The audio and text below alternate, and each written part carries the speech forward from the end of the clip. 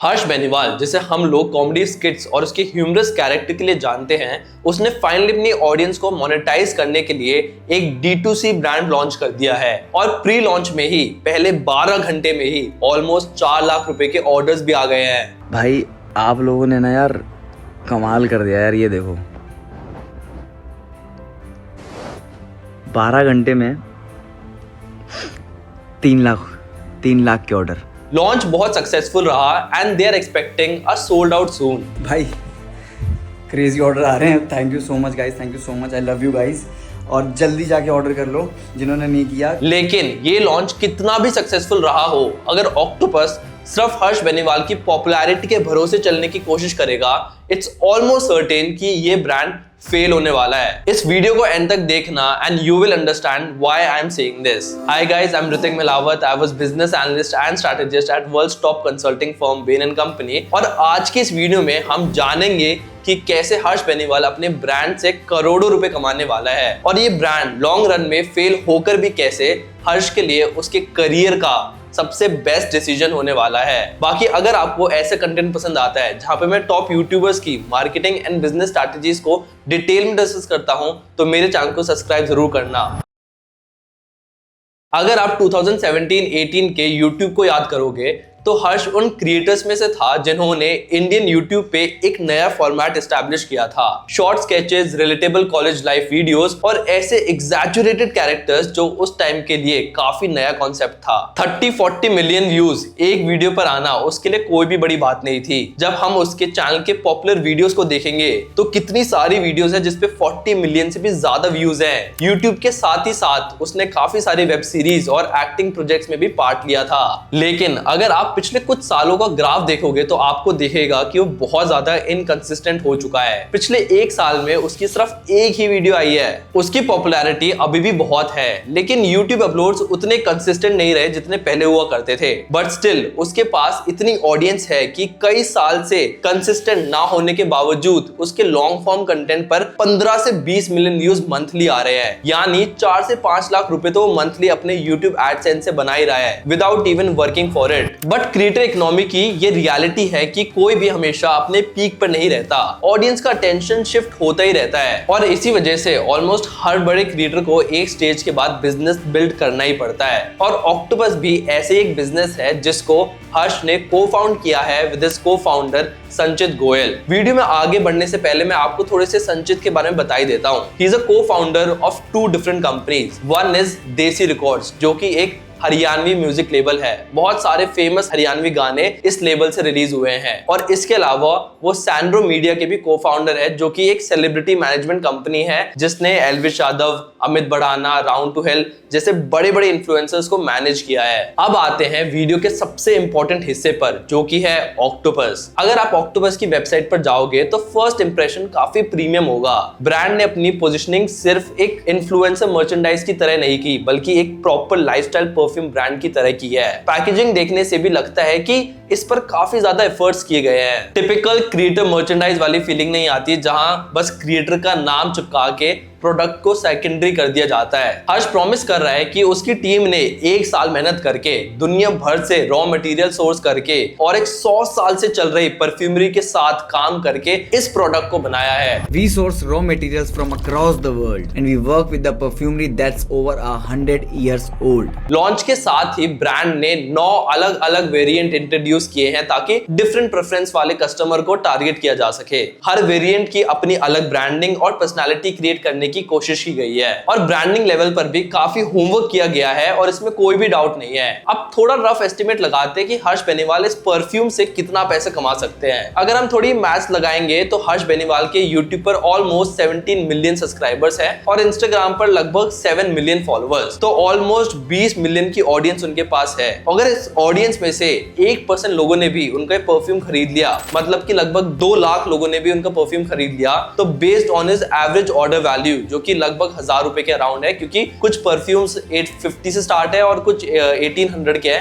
तो on average हम 1000 rupees भी ले सकते हैं। तो अगर हम एक कंजर्वेटिव नंबर भी लेकर चले तो इस कैलकुलेशन के हिसाब से वो लगभग 20 करोड़ का रेवेन्यू कर लेंगे सिर्फ परफ्यूम्स बेचकर। ऊपर से परफ्यूम बिजनेस में ग्रॉस मार्जिन काफी ज्यादा हाई रहता है, 70 to 80%। यही चीज हर्ष ने अपनी इंट्रोडक्टरी वीडियो में भी बोली थी। लेकिन जब नेट मार्जिन तक बात पहुंचती है तो वो गिरकर 15 से 20% हो जाता है, क्योंकि मार्केटिंग कॉस्ट बहुत ज्यादा होती है। बट क्योंकि हर्ष की इतनी बड़ी और स्ट्रॉन्ग ऑडियंस बेस है, उसे चैलेंजेस फेस ही नहीं करने पड़ते एंड ही can easily take around 50% net margin. मतलब अगर 20 करोड़ का रेवेन्यू है तो 10 करोड़ तो सीधा सीधा हर्ष के पास ही जाएंगे। और ये तो तब है जब सिर्फ उसकी ऑडियंस एक बार उसका ये प्रोडक्ट खरीदेगी। अगर लकीली प्रोडक्ट की क्वालिटी सुप्रीम निकलती है तो रीऑर्डर्स भी होंगे और फिर उनका ये रेवेन्यू काफी ज्यादा इंक्रीज हो जाएगा। और अगर हम परफ्यूम कैटेगरी को टी शर्ट या मर्चेंडाइज बिजनेस से कंपेयर करें तो इसमें दो चीजें निकल कर आती है जो ये प्रूव करती है कि परफ्यूम का बिजनेस काफी ज्यादा प्रॉफिटेबल हो सकता है। जैसे टी शर्ट में बहुत ज्यादा रिटर्न ऑर्डर्स होते हैं, साइज और फिट की वजह से ई कॉमर्स प्लेटफॉर्म पर भी 25 से 30% रिटर्न रेट रहता है और इंडिया में तो ये नंबर और भी ज्यादा होता है। और एक कस्टमर अगर टी शर्ट खरीद लेता है तो वो बस वन टाइम ऑर्डर रहेगा। बट परफ्यूम के केस में ऐसा नहीं है। अगर कस्टमर को परफ्यूम पसंद आ गया तो वो उसे रीऑर्डर भी करेगा।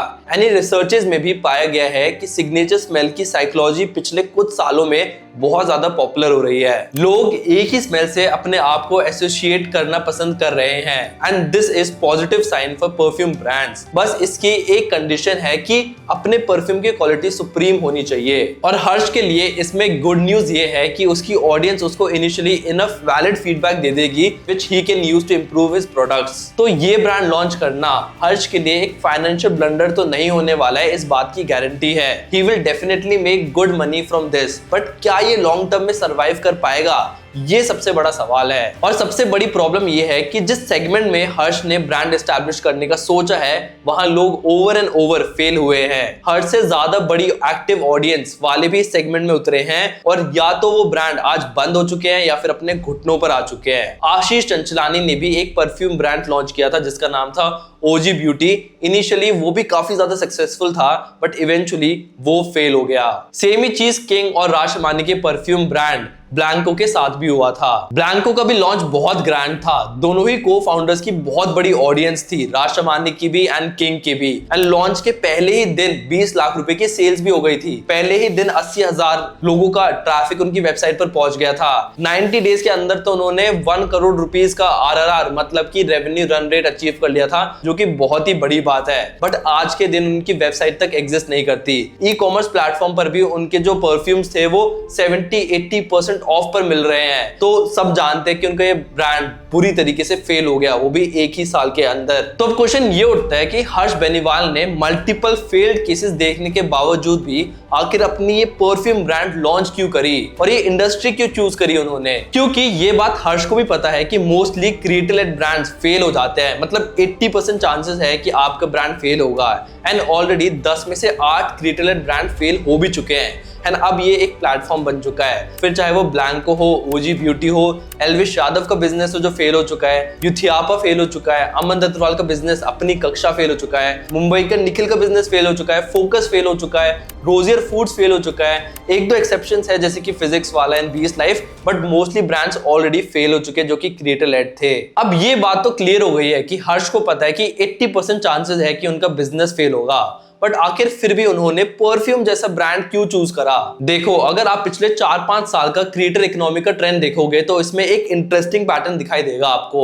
इन्फ्लुएंसर्स जनरली कुछ फिक्स्ड कैटेगरी में ही ब्रांड लॉन्च कर रहे हैं, जैसे कि प्रोटीन, स्किन केयर, मर्चेंडाइज और परफ्यूम्स। इसमें से परफ्यूम एक ऐसी कैटेगरी है जिसमें एंट्री रिलेटिवली काफी ज्यादा आसान है एंड प्रॉफिट मार्जिन सबसे ज्यादा हाई है, 50 to 60% प्रॉफिट मार्जिन, जो कि किसी और प्रोडक्ट में है ही नहीं। मैन्युफैक्चरिंग आउटसोर्स करना काफी ज्यादा इजी है, जैसे हर्ष ने भी अपने ब्रांड की इंट्रोडक्टरी वीडियो में ही बताया था कि उसने एक 100 साल से चल रही परफ्यूमरी के साथ पार्टनर किया है। तो ऑब्वियसली परफ्यूम ऑयल्स उन्होंने वहां से सोर्स कर लिए होंगे। बॉटलिंग के लिए हर्ष ने वेनेसा नाम की एक कॉन्ट्रैक्ट मैन्युफैक्चरिंग कंपनी के साथ टाई अप किया है। बाकी ऑपरेशंस तो उनके को-फाउंडर ही संभाल रहे होंगे। लेकिन बिजनेस का एक रूल होता है, जिस मार्केट में एंट्री आसान होती है वह कंपटीशन भी सबसे ज्यादा होता है। अभी इंडिया में बहुत से ऐसे ब्रांड है जो सेम सेगमेंट में फंक्शन कर रहे हैं, जैसे कि Bella Vita, Beardo, Villain, Wild Stone, Denver, the Man Company, ये सारे ब्रांड्स भी परफ्यूम्स ही बेच रहे हैं and these are the top brands. और इनके अलावा भी बहुत सारे स्मॉल स्केल ब्रांड्स एग्जिस्ट करते हैं। आपने देखा ही होगा शार्क टैंक में भी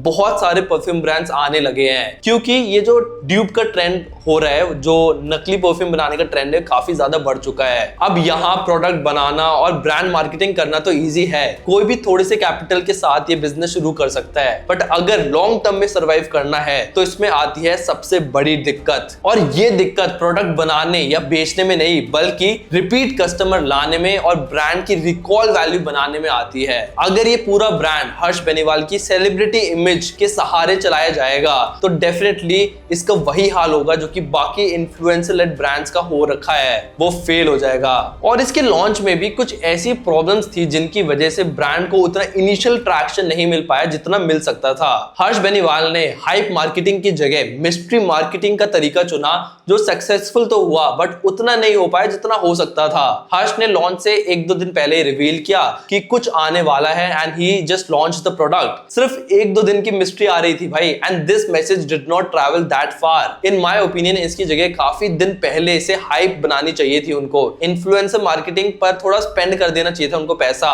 तो एक बहुत बढ़िया हाइप मार्केटिंग और लॉन्च उनका और ज्यादा ग्रैंड होता। बाकी यार देखो, लॉन्च तो अभी भी बहुत अच्छा हुआ है, 4 लाख के ऑर्डर्स आ गए सिर्फ 12 घंटे के अंदर, और अभी तक जो रिव्यूज देखने को मिले हैं वो काफी हद तक पॉजिटिव ही है। Okay, first impressions, for some reason it smells like what the earth smells after rain. ये हर्ष बेनीवाल भाई की तरफ से आने वाला ऑक्टोपस का आउटलुक, जो क्वालिटी दे रहे हैं ना भाई, वर्थ इट है। This is so crazy because it's actually disrupting the way perfumes are sold in India. तो ये सब देखते हुए लॉन्च में कोई मेजर सेटबैक्स तो नहीं मिला है। भाई ये देख, अपने को 150 से ज्यादा ऑर्डर्स आ चुके हैं यार अभी तक। भाई क्रेजी हो गया है, बहुत क्रेजी हो गया है। मुझे लग रहा है कल तक अपन स्टॉक आउट है भाई। इसी हिसाब से चलता रहा तो पक्का डेफिनेटली है भाई। लेकिन यही प्रॉब्लम है कि जो बिजनेसेस होते हैं, स्पेशली क्रिएटर लेड बिजनेसेस, उनके लॉन्च से आप उनकी सक्सेस जज नहीं कर सकते। बिजनेस 2 या 3 साल बाद जाकर जज होता है कि वो कैसे परफॉर्म करेगा। एंड बाकी क्रिएटर लेड बिजनेस को देखते हुए और स्पेशली इस कैटेगरी को देखते हुए मुझे पर्सनली ये लगता है कि ये बिजनेस हर्ष का just another cash cow business है, कि वो कुछ टाइम तक इससे पैसे कमाएंगे, अच्छे खासे पैसे कमाएंगे, एंड बाद में जाकर इस बिजनेस के काफी ज्यादा चांसेस है कि ये फेल हो जाएगा।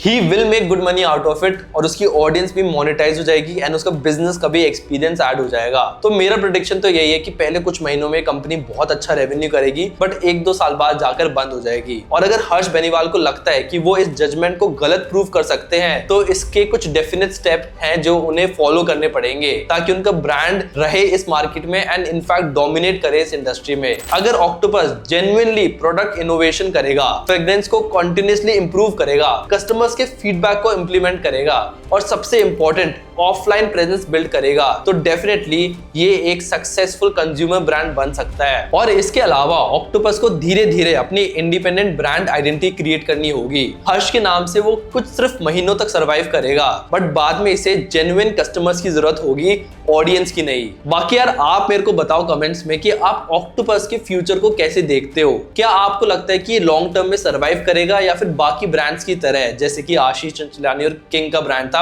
उनकी तरह फेल हो जाएगा? मेरे को कमेंट सेक्शन में जरूर बताना है। एंड मेरे को ये भी बताना कि आपको ये वीडियो कैसी लगी। वीडियो को लाइक जरूर कर देना।